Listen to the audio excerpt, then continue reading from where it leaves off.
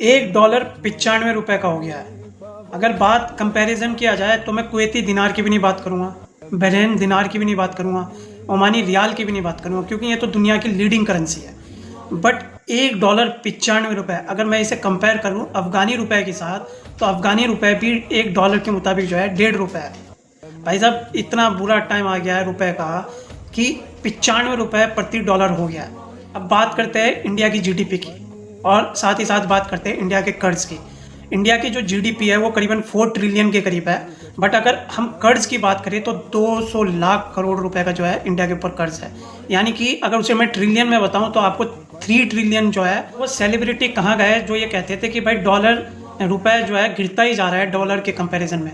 आज से 10 साल पहले 15 साल पहले बहुत सारे सेलिब्रिटीज़, अमिताभ बच्चन, जूही चावला, ये लोग सामने आते हैं और डॉलर रुपए की बड़ी बेइज्जती करते हैं, क्योंकि सरकार जो है डिफरेंट थी। आज सरकार कोई दूसरी है। इनकी बोलने की हिम्मत तक नहीं हो रही है कि $1 अब $95 का हो गया। लोग तो ये कह रहे हैं भाई हमें क्या लेना देना यार, हमारे पे कौन सा इसका असर पड़ रहा है। भाई साहब मैं आपको बता दूं, अगर रुपए की कीमत बढ़ती चली गई एज़ कम्पेयर टू डॉलर, देखो अमेरिका जो है ना नोट छाप सकता है, क्योंकि उसका जो डॉलर है वो गोल्ड से बैकअप नहीं होता है। ये 1971 में बंद हो गया था।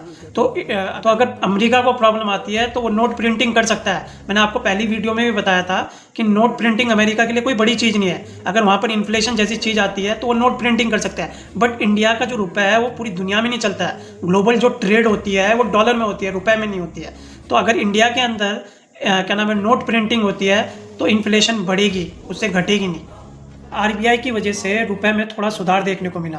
वजह क्या थी वो बताता हूँ। आरबीआई का कहना था कि बैंक्स जो है अपनी ओपन पोजीशन करेंसी में नहीं रख सकते $100 से ऊपर। तो हुआ ये कि बैंकों को अब अपनी पोजीशन जो है 6 अप्रैल से पहले कम करनी पड़ेगी। तो इसमें होगा क्या कि वो डॉलर बेचेंगे और रुपए खरीदेंगे। इसलिए आज हमने हल्का फुल्का बाउंस बैक देखा रुपए के अंदर, थोड़ा सा बहुत सुधार देखा। बट ये सुधार क्या वाकई लॉन्ग टर्म तक चल पाएगा? क्योंकि लास्ट में आते आते मार्केट में क्या हुआ कि वापस प्रॉफिट बुकिंग देखने को मिली रुपए के अंदर। तो देखना यह है कि अभी करंटली जो है 95 पर डॉलर के हिसाब से रेट चल रहा है। तो ये कब तक चलता है ये देखने लायक वाली बात है।